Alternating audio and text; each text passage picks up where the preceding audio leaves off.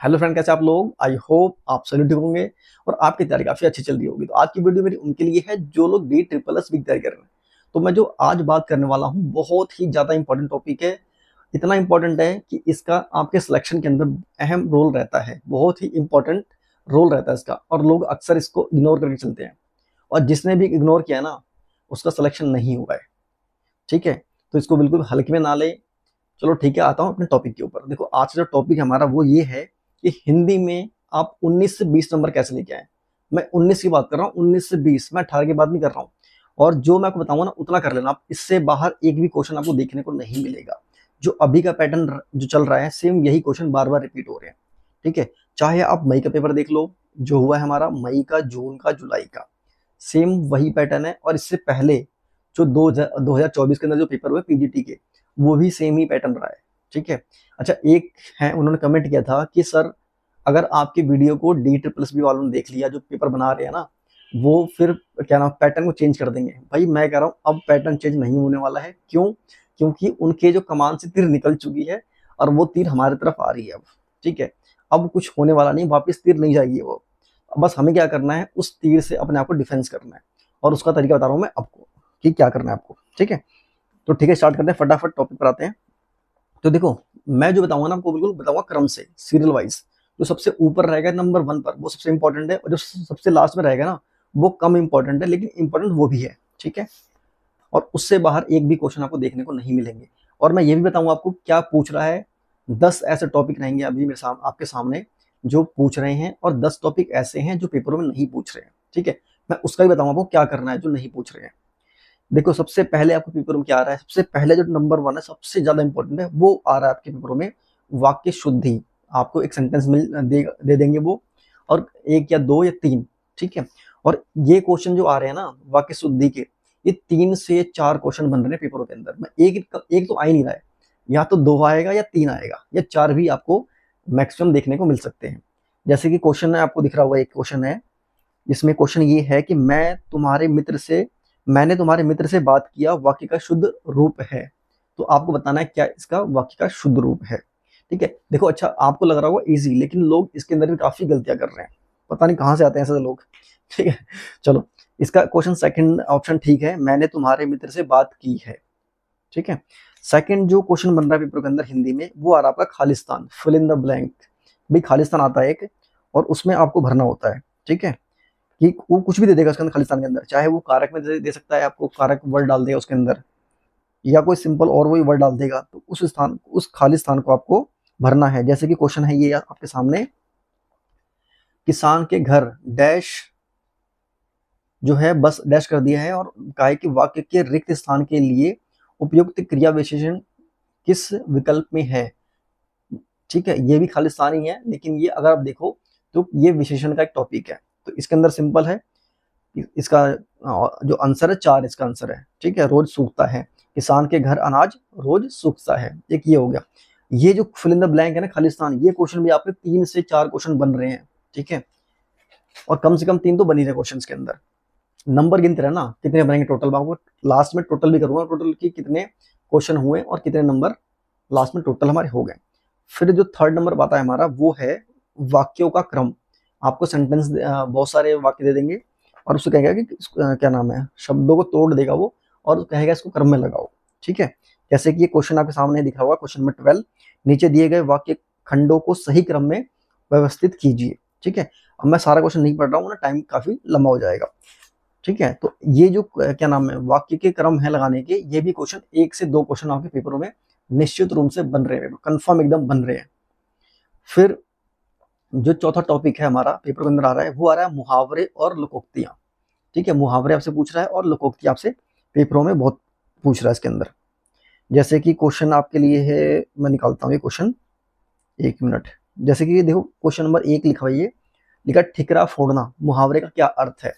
ठीक है, इसका अर्थ होता है दोष लगाना। तो ये क्वेश्चन पेपरों के अंदर बना हुआ है, और ऐसे ही क्वेश्चन आपके पेपरों में आ रहे हैं, जिसमें आपसे 1 से लेकर 2 क्वेश्चन आपके पेपरों में मुहावरे या फिर लोकोक्ति या फिर दोनों आ रहे हैं। मुहावरे भी आ रहे हैं, लोकोक्ति भी आ रहे हैं पेपरों के अंदर। ठीक है, पांचवा टॉपिक आ रहा है विलोम। विलोम जो क्वेश्चन है आपका, वो 1 से 2, एक तो नहीं 2 क्वेश्चन आ रहे हैं कंफर्म एकदम। एक आपका विलोम आएगा, सिंपल कोई वर्ड दे देगा। ठीक है, जैसे कि मैं कहूँ आलोक का विलोम क्या होगा, तो आलोक का तिमिर होता है विलोम। एक तो सिंपल कहेगा विलोम बताओ इसके अंदर क्वेश्चन में, और एक देगा आपके पैसेज के अंदर जो आएंगे ना, पैसेज मतलब जो आएगा गद्यांश पैराग्राफ, उसमें भी विलोम पूछ रहा है एक क्वेश्चन। तो इस तरह से आपके विलोम क्वेश्चन बन रहे हैं 2 क्वेश्चन। क्वेश्चन नंबर 6 मतलब 6th टॉपिक जो बन रहा है पेपर के अंदर, वो बन रहा है आपका वाक्य के लिए एक शब्द चुनिए। एक कोई शब्द देगा आपके और कहेगा कि एक शब्द चुनिए। जैसे कि एग्जांपल आपको बताता हूं मैं, जैसे क्वेश्चन में पूछेगा आपसे कि पहाड़ का ऊपरी भाग क्या कहलाता है, उसे कहते हैं अधित्य का, अधित्य का बोलते हैं, ठीक है। या और भी टॉपिक मान लो पूछ लेगा आपसे, उसके अंदर कुछ और क्वेश्चन पूछ लेगा आपसे कि जैसे कि मान लो आ नहीं रहा मुझे याद अभी, ठीक है। चलो कोई नहीं, अभी आएगा आपको बता दूंगा याद मुझे, ठीक है। फिर जो क्वेश्चन पूछ रहा है आपसे पेपरों के अंदर वो ये है विशेषण। विशेषण के अंदर जो क्वेश्चन पूछ रहा है कि इसमें से कौन सा विशेषण है, या विशेषण शब्द छांट करके फिल इन द ब्लैंक में भरिए, ऐसे क्वेश्चन बन रहा है। और विशेषण के अंदर की मैं बात करूं तो आपका बन रहा है क्रिया विशेषण अधिकतर, ठीक है। 1 नंबर क्वेश्चन ये भी पेपरों में आ रहा है। और ये मैंने सारे पेपर देखने के बाद बात कर रहा हूं मैं, ऐसे नहीं मैंने 1-2 पेपर देख लिए, सारे पेपरों में लगभग क्वेश्चन बने हैं। फिर आ रहा है 5वां सॉरी 7 हो गया ना, 8th टॉपिक हमारा आ रहा है तत्सम तद्भव। तत्सम और तद्भव से एक क्वेश्चन बन रहे हैं, ठीक है। एक क्वेश्चन आ रहा है मात्र, सिर्फ एक ही आ रहा है इसके अंदर से। फिर मैं आता हूँ जो 9th टॉपिक है मेरा, वो है मेरा गद्यांश, जो पैराग्राफ है। पैराग्राफ से जो क्वेश्चन है 5 नंबर का पेपर में आता ही आता है। तो आप कहोगे नया क्या बता रहा हूँ मैं, नया बता रहा हूँ आपको मैं भी, पेपरों में क्या पूछ रहा है। पेपरों में जो गद्यांश है, जो पैसेज जिसे बोलते हैं, या फिर हम बोलते हैं पैराग्राफ, इससे जो क्वेश्चन बन रहा है वो क्वेश्चन ये बन रहा है आपसे कि जो गद्यांश है उसका शीर्षक क्या है, उसका सब्जेक्ट क्या है, मतलब जो गद्यांश पूरा उसका मेन जो हेडिंग क्या बने, एक तो ये बन रहा है क्वेश्चन। सेकंड, इसी में आपसे आ रहा है एक क्वेश्चन पूछ रहा है आपसे पर्यायवाची भी, सी मतलब fill in the blank, sorry बोल रहा हूँ, ये क्या नाम, पैराग्राफ। पैराग्राफ से ही आपका क्वेश्चन बन रहा है कि इसका पर्यायवाची शब्द क्या होगा, एक तो ये बन रहा है, ठीक है। और इसी में ही बहुत कम जो बन रहा है, लेकिन एक आध बन रहे हैं, ज्यादा नहीं बने हैं, वो बने हैं उपसर्ग और प्रत्यय छांटिए इसके अंदर से। इसमें बताओ ये क्या उपसर्ग है और क्या प्रत्यय है, ये भी पैराग्राफ के अंदर से ही निकाल करके क्वेश्चन आपसे पेपरों में पूछ ले रहा है। और अगर थोड़ा पेपर का जो पैराग्राफ का लेवल टफ करना है ना आपको, आपके लिए, तो उसके अंदर आपसे क्वेश्चन लिख देगा कुछ भी और कहेगा कि इनमें से कौन सा जो है, मतलब 4-5 उसमें ऑप्शन दे देगा कि कौन सा जो वाक्य सत्य नहीं है उस पैसेज के आधार पर, तो वो आपको फिर करना पड़ेगा। और लास्ट नंबर 10th जो है वो टॉपिक जो है वो आपसे पूछ रहा है कारक। बहुत कम पूछा है कारक, 1-2 क्वेश्चन देखे मैंने कारक के, ज्यादा नहीं पूछे, लेकिन इतने ही क्वेश्चन बन रहे हैं बस, जितना आपको बताया इतने ही क्वेश्चन बन रहे हैं। अगर मैं एकदम एक लाइन में सारा बता दूं आपको मैं, तो नंबर 1 वाक्य शुद्धि, नंबर 2 खालिस्तान, तीसरा है वाक्यों का क्रम, चौथा है मुहावरे लोकोक्तियां, 5वां विलोम, छठा है वाक्यांश के लिए एक शब्द, कोई वाक्य के लिए एक शब्द, ठीक है। फिर 7वां है विशेषण और उसके अंदर भी क्रिया विशेषण। और 8वां नंबर है 7 हो गए 8 हो गए 7 हो गए थी, 8वां है तत्सम तद्भव, और 9वां है गद्यांश या फिर जिसे बोलते हैं पैराग्राफ, और लास्ट 10वां है कारक। तो टोटल ये जो है 10 टॉपिक आपसे पेपरों में पूछ रहे हैं, इससे बाहर कुछ भी नहीं पूछ रहा, इतना कर लो बहुत भला हो जाएगा आपका, ठीक है।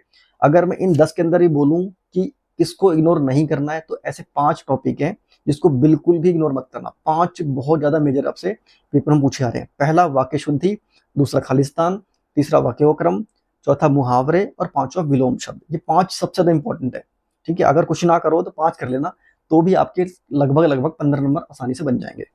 अच्छा, अब ये है कि क्या नहीं पूछ रहा है पेपर के अंदर, ठीक है। क्या नहीं पूछ रहा है, क्या पता ही क्वेश्चन आगे चल करके थोड़े बहुत पूछ ले इसके अंदर से, तो एक बार इन पर नजर मार लेना यार लोग, ठीक है आप लोग। तो इसके अंदर क्या नहीं पूछ रहा है, पहला जो नहीं पूछ रहा है, पहला संधि विच्छेद नहीं पूछ रहा है, ठीक है, या फिर बहुत कम पूछ रहा है इसके अंदर। दूसरा, वाक्य के प्रकार भी बहुत कम पूछे हैं, जैसे वाक्य के प्रकार मतलब साधारण वाक्य, संयुक्त वाक्य और मिश्रित वाक्य, लेकिन आप लोग पढ़ लेना, मैं आपको सलाह दूंगा इसको, ठीक है। तीसरा है उपसर्ग प्रत्यय भी नहीं पूछ रहा है, बहुत कम पूछ रहा है, मतलब एक आध पूछ रहा है कभी किसी किसी पेपरों में। और फिर है विराम चिन्ह एक भी नहीं पूछा है कहीं पर, ठीक है। समास नहीं पूछा है, काल के क्वेश्चन भी नहीं पूछे हैं, काल के जो होते हैं ना, काल, अकाल मतलब कि वर्तमान काल, भूतकाल, भविष्य काल।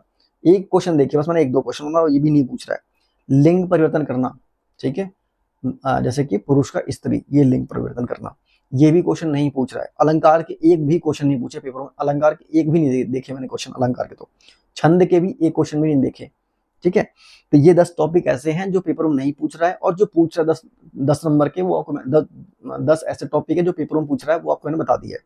अब लेकिन मेरी पर्सनल सलाह है कि आप लोग, जो मैंने कहा है कि 10 टॉपिक नहीं पूछ रहा है, एक बार ऊपर निगाह मार लेना, और खासकर संधि विच्छेद के ऊपर। ठीक है, संधि विच्छेद और वाक्य के प्रकार। वाक्य का मतलब प्रकार 3 प्रकार के होते हैं हमारे, सरल वाक्य, संयुक्त वाक्य और मिश्रित वाक्य। इन 2 टॉपिक को इग्नोर मत करना। बाकी अलंकार और छंद इसको आप छोड़ सकते हो, कोई दिक्कत नहीं। इससे क्वेश्चन बहुत ही, कोई चांस नहीं आने के। ठीक है, और साथ ही साथ संज्ञा सर्वनाम एक बार देख लेना। संज्ञा और सर्वनाम बोल रहा हूँ मैं, इनको एक बार देख लेना। ठीक है, ये नहीं पूछ रहा पेपरों में, लेकिन एक बार आप नजर मार लेना, आप रिस्क नहीं ले सकते हो। ठीक है, तो ये था मेरा एनालिसिस हिंदी का। तो उम्मीद करता हूँ कि आपको ये वीडियो काफ़ी अच्छी लगी होगी।